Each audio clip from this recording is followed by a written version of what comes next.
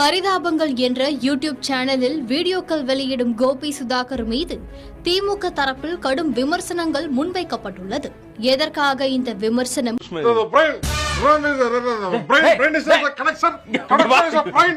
மறுபடியும் பரிதாபங்கள் மிரட்டப்பட்டு வருகிறது. ஏகப்பட்ட பேர், அதுவும் திமுகவை சார்ந்தவங்க எல்லாருமே அந்த வீடியோவை எடுத்து பயங்கரமா அவங்களை கார்னர் பண்ணிட்டு இருக்காங்கன்னு வச்சுக்கோங்களேன். அது சிலரின் மனதை காயப்படுத்தி இருப்பதால் அந்த காட்சிகளை வீடியோவிலிருந்து நீக்கி உள்ளோம். பரிதாபங்களின் நோக்கம் யாருடைய உணர்வுகளையும் புண்படுத்துவது அல்ல என்றும் தெரிவிக்கப்பட்டுள்ளது.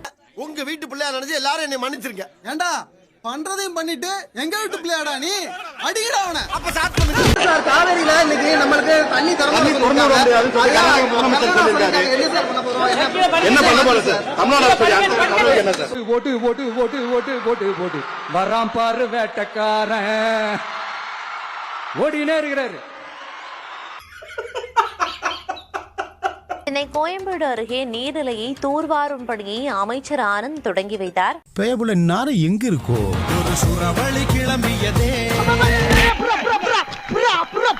புல்லுக்கட்டே தூக்க முடியாத ஆளுக்கு புல்லட் எதுக்கு? ஏய் போய்ட்டு போய்ட்டு உனதாண்டா ஒத்துக்கு வந்து வரியாடா? என்ன என்னன்னு ஒரு சின்ன பையன் வந்து உங்களை தட்டுக்கிட்டு வர்றாங்கடா. பேத்தலமா பேசாம இருக்கீங்க. டேய் செவடா நீ என்னமா பேசுறா? ஏதாச்சும் பண்ணுங்க. அங்க என்னடா பேச்சு? மர்மன மாதிரி உட்கார்ந்திருக்க. செய்தியாளர்கள் கேட்ட எந்த ஒரு கேள்விக்கும் அண்ணன் பதில் சொல்லல. முக்கியமா பார்க்க போனா அண்ணனுக்கு பதில் தெரியல, அது அப்பாற்பட்ட விஷயம். தான் நீர்வளத்துறை அமைச்சர் என்றதையே அண்ணன் இன்னும் உணரலன்னு நினைக்கிறேன். இந்த டிபேட்ல இருக்கிறவங்கள பாத்தீங்கன்னா கட்டமைப்பு இல்ல, அது இல்ல, இது இல்லன்னு. யோ நாங்க எல்லாத்துக்கும் ரெடியா. அவரை இட்டுன்னு போறது எங்களுக்கு கஷ்டம். சூத்து மூடிட்டு போனாலும் உட்காருங்க ப்ரோ. 1008 டென்ஷன்ல இருக்கு ப்ரோ. ப்ளீஸ் ப்ரோ, தப்பா எடுத்துக்காதீங்க. கர்நாடக அரசு அழைப்பு விட்டுருந்தாங்க. முதல்வர் விஜய் அவர்களும் போறாரு. நான் நேற்று கூட செய்தி ஊடகங்கள்லாம் வந்து சார் விஜய் அவர்களோட போட்டோவெல்லாம் வந்து கர்நாடகாவில் மக்கள் கிழிச்சிட்டு இருக்காங்க.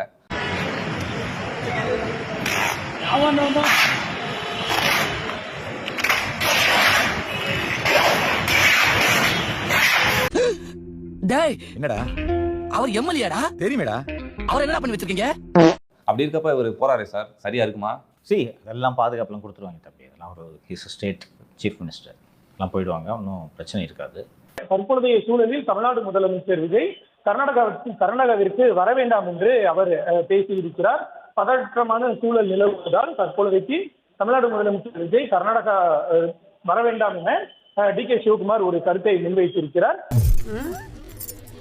இது கருப்பு துண்டை இடையில அப்படி தூக்கி போடுவார் பாருங்க, அதுல சொக்கி நின்ன வேண்டாங்களாம். என்னைக்காவது உனக்கு ஏதாச்சும் டிஃபர்மேஷன் அது இதுன்னு கேஸ் போடுவானுவ, நம்மள வெறுப்பேத்துவானுவ. அப்ப என்ன பண்ணிடுறது? இந்த மாதிரி கவுனம் மாட்டிக்கிட்டு கணம் கோர்த்தாரர் அவர்களே அப்படின்னு ஏறிடுது. அந்த ஆள் என்ன சொன்ன?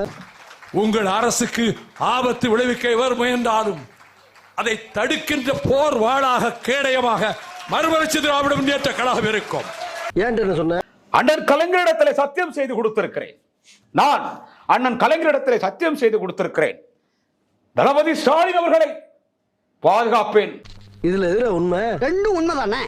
கர்நாடக எப்படி கவச்ச குண்டலமோ தளபதி ஸ்டாலினுக்கு நான் தான் கவச்ச குண்டலமாக மதிமுக இருக்கும். இந்த மண்ணுலகில் உயிரோடு இருக்கும் வரை தளபதி ஸ்டாலினோடு நான் இருப்பேன். வந்தா சொல்லி எல்லா கட்சிக்காரும் காசு வாங்குறது, எல்லா கட்சிகளையும் போறது. பகை இல்லாம போறீங்க.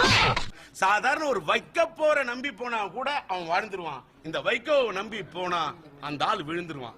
அதுக்கு பல பேர் உதாரணம். வெற்றி கழகத்தில் அரசு நடத்தும் எதிரிகளிருந்து வருகிற கணைகளை தட்டி எறிந்து அவர்களை பாதுகாக்கிற பாதுகாப்பு கவசமாக மதிமுக இருக்கும். தும்பச்சடியில தூக்கு போட்டு தொங்கு. நான் ஒரு முளை கயிறு தருகிறேன், அதை வாங்கி கொண்டு போய் ஒத்த புளிய மரத்தில் தூக்கில் தொங்குங்கள்.